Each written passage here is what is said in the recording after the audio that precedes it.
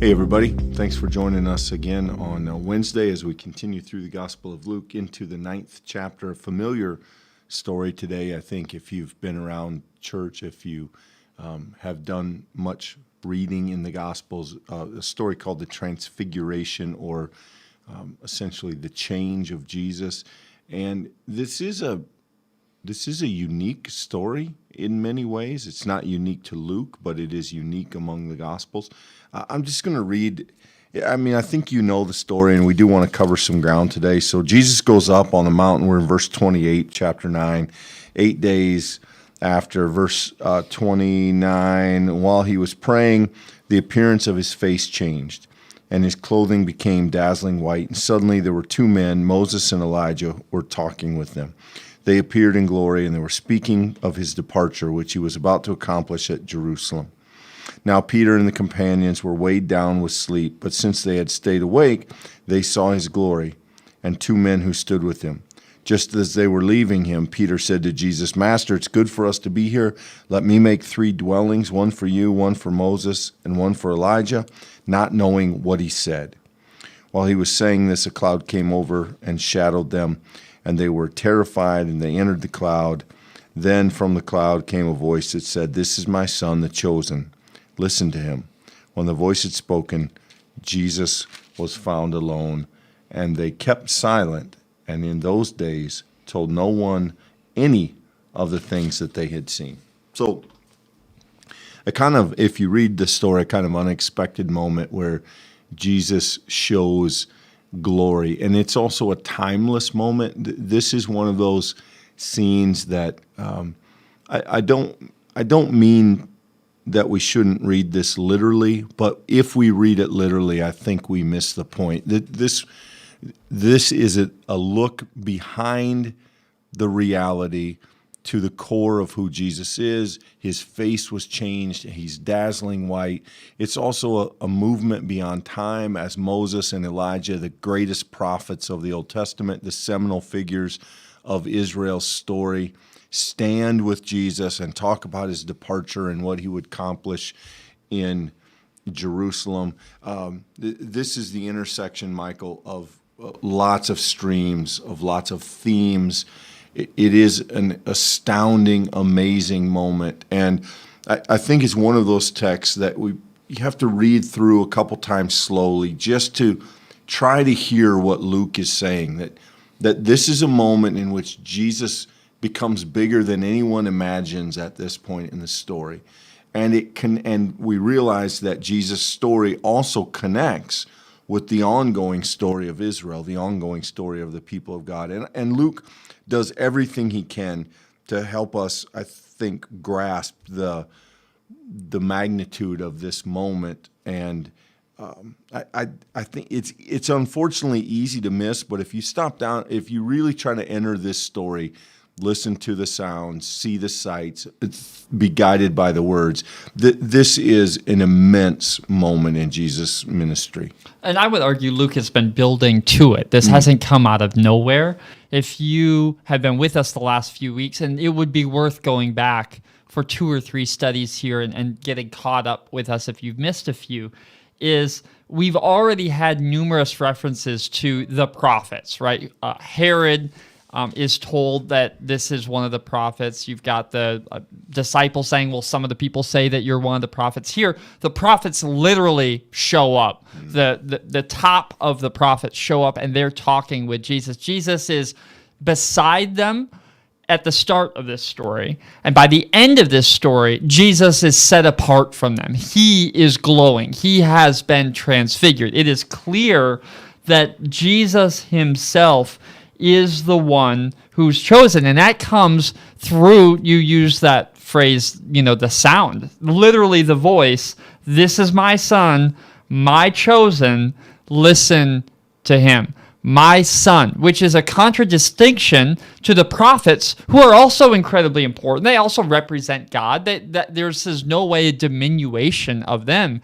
It is by definition a raising up of who Jesus is. And I think that this is a building in the narrative. This isn't accidental, and that's why reading this literally and stopping there is going to do you a disservice in your study of this text. Yes, the idea that this happened, the idea it's recorded in multiple Gospels, this is an important scene, no doubt. But it's important not just for what happened, but for what the Gospel writers are trying to tell us it represents, that the person we're introduced to, the chosen one, is now revealed. And that revelation, importantly, comes before the crucifixion and then ultimately the resurrection. And I think that one of the reasons this is so important, I alluded to, if not stated a little bit yesterday, and that is that we need to remember the early church was one in which they knew a lot of the debates and a lot of the arguments against the resurrection and crucifixion. And one of them was it was all made up and it was all hogwash. And here, Luke is wanting us to see that this transfiguration moment, this thing that happened far before crucifixion and resurrection, this thing shows us from the very middle of Jesus' ministry, that he is the Son of God, that he is exceptional, he is lifted up, that he is the one who stands above the prophets. And that is a way of, I think, helping us know that Jesus is walking the ground that he was going to walk the whole time. There's no opportunism in this story. There's no twisting Jesus to something else. This is who Jesus was, and this is who the disciples saw him to be. And Luke does us a favor here. There's a very devotional kind of verse here as we get to 32. Now, Peter and his companions were weighed down with sleep, but since they stayed awake, they saw his glory and the two men who stood with him. That's a storytelling device. Luke is helping us transition away from the transfigured Jesus to this interaction that's going to happen with Peter. But before we get there, Luke gives a very subtle lesson, a very subtle sermon, really. They were weighed down with sleep, but because they stayed awake, they saw his glory. And there's a lot in the scripture about staying awake, being awake. Jesus tells stories about people who fell asleep and missed their opportunities. Jesus teaches, stay awake, for the time is at hand. And so when Luke says this, yes, this is about the disciples, and yes, this has something to do with the story at hand, but behind that, in the bigger backdrop, is a word to the church, a word to all Christians, because they stayed awake, because they weren't distracted, because they weren't lazy, because they weren't turned aside. Jesus has just been in the passage before this talking about those who don't give up and those who stay the course. And because the disciples do that, they see Jesus' glory, though they don't know exactly what to do with it. Then we get to, I think, probably my favorite part of the story. Peter chimes in and kind of wants to insert himself. Master, it's good that we're here. Let's make 3 dwellings, one for you, Moses, and Elijah. And all of the gospel writers who say something like this tell us Peter, didn't know what he was saying. There's something he didn't understand. There's kind of that moment where, it proves the old adage, if you don't know what to say, probably don't say anything. But Peter, it runs forward with his words. And you can read this to say he wants to capture the moment. You can read this to say he wants to make something of this about himself. Those are probably all fine. There's nothing wrong with any of those. The essential thing is, when you're standing in the glory and the presence of Christ, have the sense to be silent. You have nothing to add. He did not know what he was saying. And at that point, the cloud comes over them, kind of echoing some of that language we saw in Exodus. And the voice says, "This is my son, the chosen. Listen to him." And so, again, how many of our struggles in life could we remedy by not speaking when we should be listening? And, Peter is a good example of that here. Peter often plays that role in Scripture, but the truth is we've kind of all been there. I don't know if you would agree with this, Clint, but this is maybe one of the more difficult texts to do a study on with 2 pastors, because it is just loaded with preaching imagery. So that, I think, is really deep and wise, this idea that there comes a time to be silent. I have another thing for the same verse I wanted to point out, and that comes from 33. What does Peter want to make?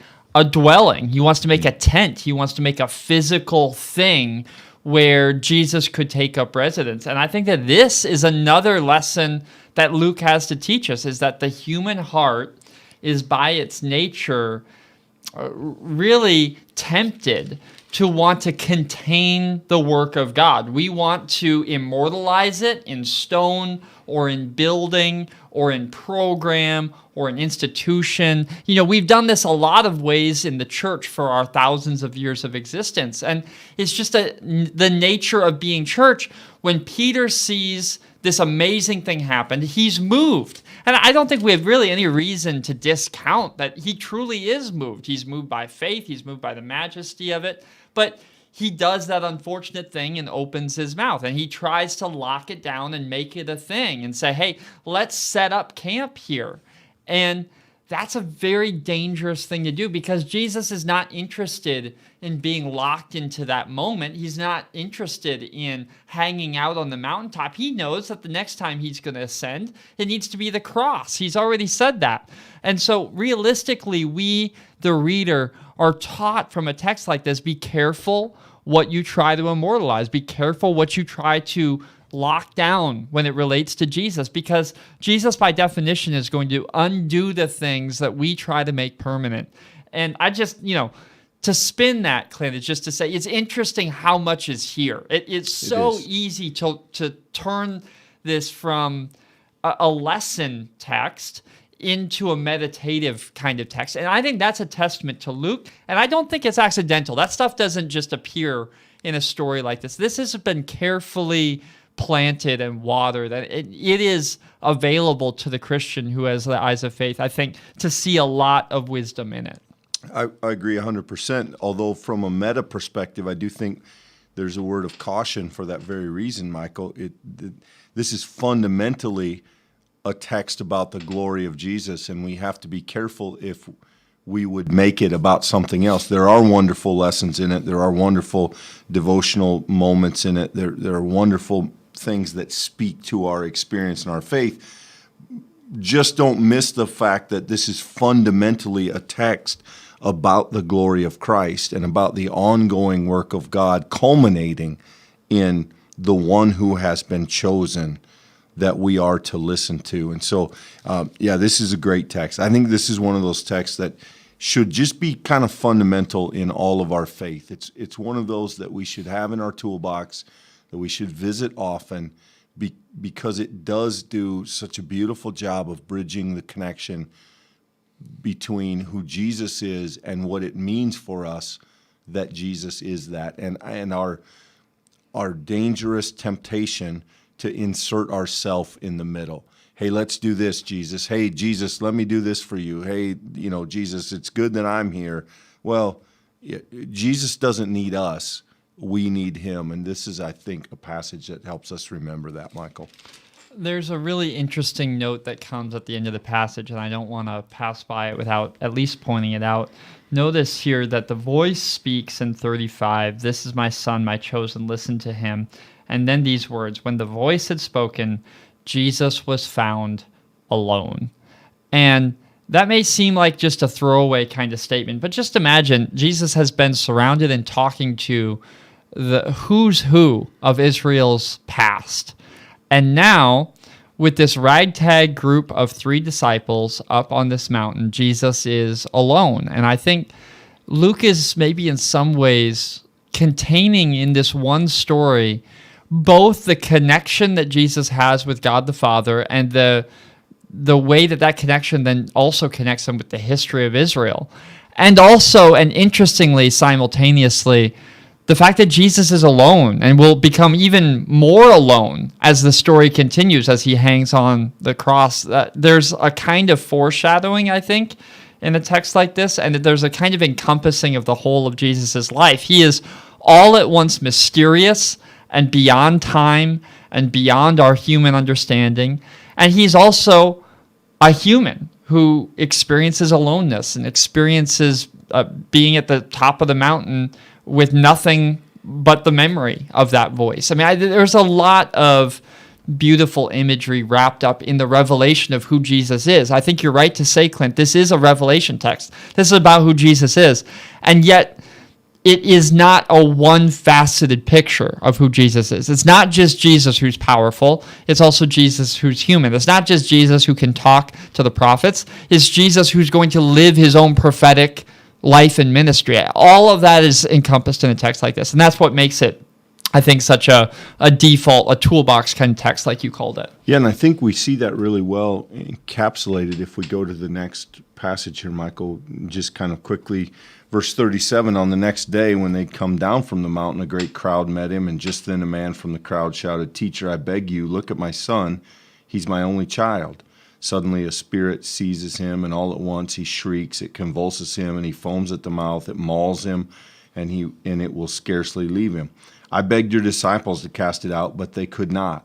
Jesus answered, "You faithless and perverse generation, how much longer must I be with you and bear with you? Bring your son here." While he was coming, the demon dashed him to the ground in convulsions, but Jesus rebuked the unclean spirit, healed the boy, and gave him back to the father, and all were astounded at the greatness of God. This is, I think, no accident. Luke intentionally sandwiches these texts together. He's not the only one to do it, but the wisdom of putting these texts together is that you get, in a literal sense, the mountaintop experience with a valley experience. Jesus comes down. Luke tells us that. They come down the mountain, and at the mountain, they meet, having left the glory of the transfigured Jesus, they meet the pain and the suffering of the world. A boy, an only child, who is being horribly mistreated by this spirit, and the disciples who were given power at one point to go and do this very thing couldn't cast it out. And Jesus has this moment of kind of lashing out, "You faithless, perverse generation." Now, is this directed at the disciples? Is it directed at the people? Is it directed at the evil that before Jesus, the suffering of a child? I would answer yes. There are commentators who will nuance that and try to break that down more specifically. I would entertain that it's all of the above, that it's Jesus being frustrated at everything about this moment. And this same Jesus who just stood with Elijah and Moses in the dazzling glory of his own power and identity now finds himself met with pain and suffering and failure and lack of faith. And it sounds like harsh words from Jesus, and I suppose you could say it is.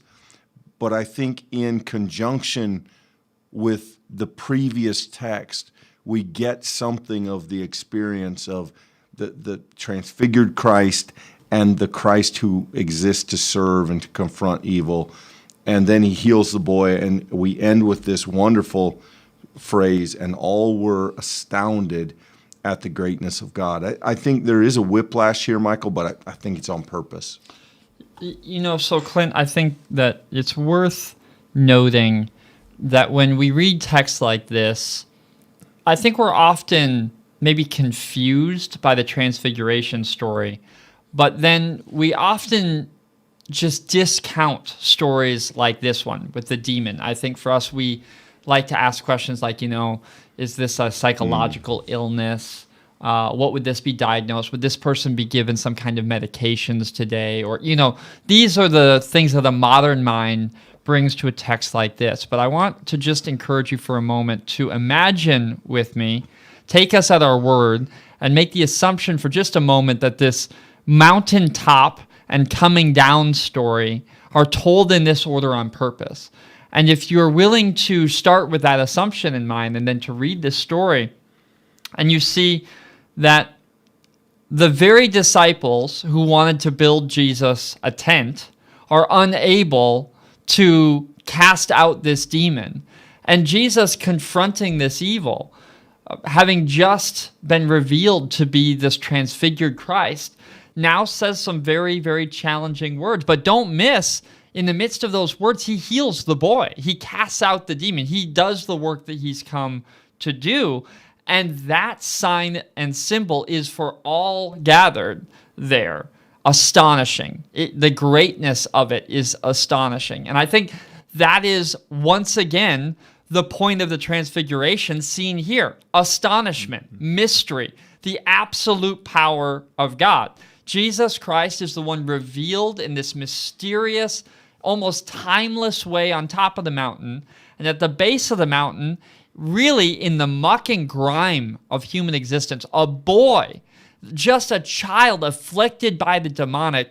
In the worst case, in the lowest place, Jesus Christ reigns supreme again. And the greatness of that moment is astonishing to everyone who's gathered. So whether at the mountain or at the foot of the mountain, Jesus Christ is revealed to be the all-powerful Son of God who comes to right what is wrong in the world. And that is seen in this whole sort of continuum of the story, told right back in front of each other. Yeah, and again, you have to exercise some caution here, but if you want to read this from a devotional or almost a preaching standpoint, what does this tell us? It tells us that you can't live at the top of the mountain.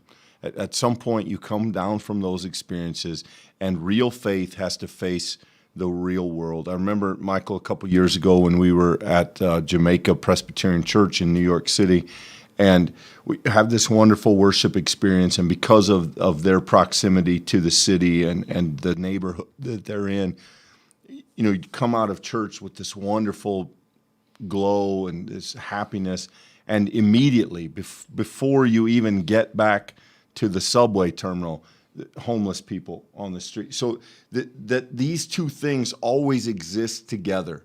The moments of reprieve, the moments of faith and celebration, and the moments of service, and where faith, those moments in which faith has to confront the problems and struggles of the world. We are not exempt from either.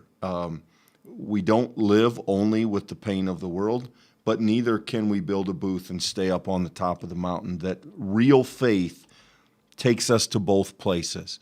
And real faith matters in the valleys, in the struggles, with people who are suffering. And, again, I'm second generationing the text here. That's maybe not the exact meaning of it, but I think it's a meaning we see in it. And I just think the power of Luke putting these two stories the way he has back to back really helps us get to some of those places.